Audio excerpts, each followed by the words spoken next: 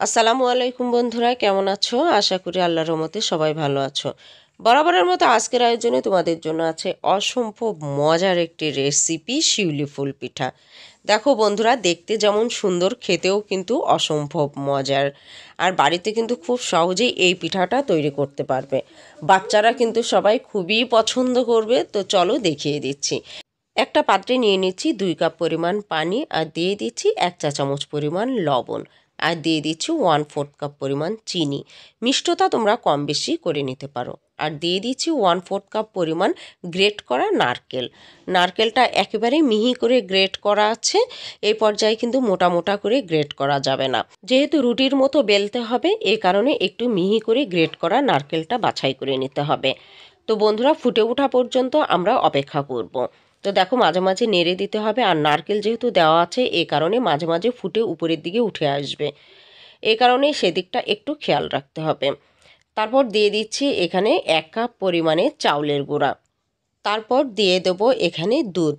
গুঁড়া দুধ ব্যবহার করেছি 1/4 কাপ পরিমাণ। তো বন্ধুরা, ইচ্ছে করলে দুধটাও তোমরা অ্যাভয়েড করতে পারো। তো দুধটা দিলে কি হয়, একটু খেতে বেশি ভালো লাগে, এ কারণে দুধটা ব্যবহার করেছি। তোমরা সেক্ষেত্রে কিন্তু পানির পরিবর্তে শুধু দুধ দিয়ে এভাবে খামিরটা করে নিতে পারো। তো বন্ধুরা দেখো, একটা নরম কিন্তু ডো তৈরি হয়েছে। তো এ পর্যায়ে আমি ঠিক 10 মিনিট মতো ঢেকে রাখবো, একটা ঢাকনা দিয়ে বা একটা পাত্র দিয়ে। তো 10 মিনিট পরে দেখো, দেখতেই পাচ্ছ অনেকটাই কিন্তু খামিরটা শক্ত হয়ে গেছে, আর খুব সুন্দর একটা পারফেক্ট খামির হয়েছে। এরপর ঠিক রুটি যেভাবে তৈরি করে, ঠিক সেভাবেই কিন্তু খামিরটা আমি তৈরি করে নেব, রুটির মতো। আর বেশি পানি দেওয়া যাবে না। আমার খামিরটা একটু হালকা নরম হয়েছে, আলতো হাতে একটু খামিরটা আমি তৈরি করে নিচ্ছি। বন্ধুরা, এই পিঠাটা খেতে কিন্তু খুবই সুন্দর আর খুবই ভালো লাগে। বাচ্চারা থেকে শুরু করে বড়রা সবাই খেতে পারবে। আর বাড়িতে কিন্তু খুবই সহজে এই পিঠাটা তৈরি করে নেওয়া যায়। দেখো, পরে হাতে একটু আঠা লাগিয়ে আমি কিন্তু খামিরটা খুব সুন্দরভাবে করে নিয়েছি রুটির মতো। আর যেহেতু চিনি এবং নারকেল আছে, তাই খামিরটা কিন্তু একটু নরম হবে, আর খুবই আলতো হাতে বেলতে হবে। একটু আমি কিন্তু আঠা নিয়ে নিয়েছি, আর এই আটার মধ্যে আমি সামান্য একটু জাফরান দিয়ে দিচ্ছি। তো যেহেতু আজকে পিঠাটা তৈরি করব শিউলি ফুল পিঠা, তো শিউলি ফুলের যে বোটাটা একটু কমলা রঙের হয়, এই কারণে এখানে আমি একটু ফুড কালার জাফরান দিয়ে দিয়েছি। ইচ্ছা করলে তোমরা লিকুইড জাফরানটাও ব্যবহার করতে পারো। তো দেখো, খুব সুন্দর হয়েছে। আর এটাকে ঠিক শিউলি ফুলের বোটাটা আগেই তৈরি করে নেব। হাতে এভাবে চিকন চিকন করে লম্বা করে নিতে হবে, নিয়ে সুন্দরভাবে আমি কেটে নিচ্ছি। তো বন্ধুরা, পিঠাটা কিন্তু তৈরি করাটা যেমন সহজ, খেতে খুবই মজার, আর দেখতে এতটা সুন্দর। আগে দর্শনধারী, তারপর গুণবিচারী। তো দেখতেই পাচ্ছ যে একটা তৈরি করেছি এভাবে বোটাটা। আর ঠিক শিউলি ফুলের বোটায় একটু দেখো ছিদ্র থাকে, তো আমি একটা টুথপিক দিয়ে এভাবে ছিদ্র করে নিয়েছি। তো যতগুলো পিঠা হবে ছোট ছোট করে আগে থেকে কেটে রেখে দিতে হবে। তারপর আমি রুটির মতো করে বেলছি। দেখো, বেলতে গিয়ে কিন্তু খুবই পাতলা আর করা যাবে না। আর এটা যেহেতু নারকেল আছে, চিনি আছে, ডোটা কিন্তু খুবই নরম এবং সাবধানে করতে হবে।